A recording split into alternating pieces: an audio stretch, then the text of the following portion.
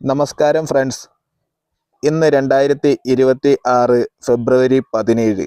ഇന്നത്തെ ദിവസത്തിൻ്റെ പ്രത്യേകത ഒന്ന് നോക്കിയാലോ. 2026 ആദ്യത്തെ സൂര്യഗ്രഹണം ഇന്ന് ദൃശ്യമാകും. സൂര്യൻ ഒരു സ്വർണ്ണ വളയം പോലെ, അതായത് റിംഗ് ഓഫ് ഫയർ പ്രതിഭാസം ഇന്നത്തെ സൂര്യഗ്രഹണത്തിൻ്റെ പ്രത്യേകതയാണ്.